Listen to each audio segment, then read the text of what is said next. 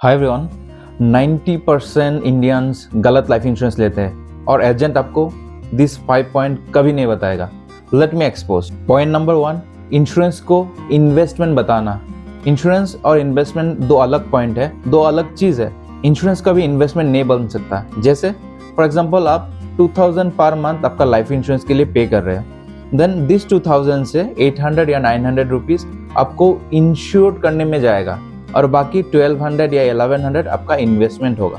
So in that case आपका investment money जो है वो 1100 है। सो आपका इन्वेस्टमेंट जो है वो अलग है और आपका लाइफ इंश्योरेंस जो है वो आपको इंश्योर करने के लिए किया जाता है। Now point number 2 is coverage कितना।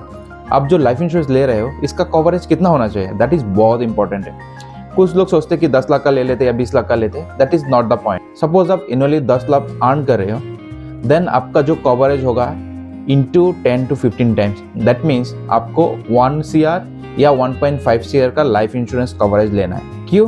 क्योंकि आपका डेली जो एक्सपेंसेस होगा आपका फैमिली का नेक्स्ट 20 ईयर्स को कैलकुलेट करना है, आपका चाइल्ड का एजुकेशन को कैलकुलेट करना है, देन आपका पेरेंट्स के केयर को कैलकुलेशन करना है। सब पॉइंट को अगर आप कैलकुलेट करेंगे देन आपका जो लाइफ इंश्योरेंस या लाइफ इंश्योरेंस जो आप बाय करने वाले हो उसका जो सम इंश्योर्ड होगा वो at least 10 to 15 times of your annual income होना चाहिए। Now the point number 3 is claim settlement ratio. What is claim settlement ratio? Suppose कुछ इंश्योरेंस पे 100 आदमी क्लेम कर रहा है और 90 आदमी को वो क्लेम्स मिल रहा है, that is 90% claim settlement ratio. अगर कोई लाइफ इंश्योरेंस आपको 90% से बिलो क्लेम सेटलमेंट रेशियो पे मिल रहा है देन वो लाइफ इंश्योरेंस कभी अच्छा नहीं हो सकता है। कंसिडर करिए एटलीस्ट 95% से ज़्यादा क्लेम सेटलमेंट रेशियो होना चाहिए। Then one more factor is that कितने दिन पे क्लेम सेटलमेंट होता है।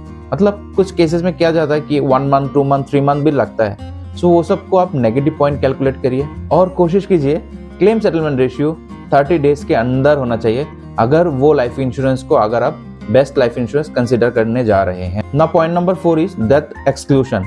कुछ लाइफ इंश्योरेंस सर्टेन केसेस को एक्सक्लूशन करके रखते हैं, जैसे अगर आपका डेथ सुसाइड से हो जाए, अगर आपका डेथ सेल्फ इंजुरीज की वजह से हो जाए, या आप कुछ फाइट या वॉर की वजह से हो जाए, या आप ड्रग का ओवरडोजेस की वजह से हो जाए, इन दैट केसेस आपका लाइफ इंश्योरेंस का क्लेम नहीं मिलेगा।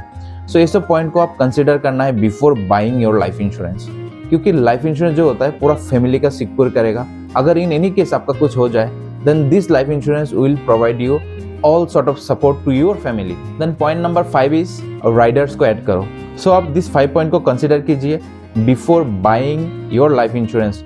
Thank you for listening. Hope you will subscribe my channel. Please do like, share. Thank you.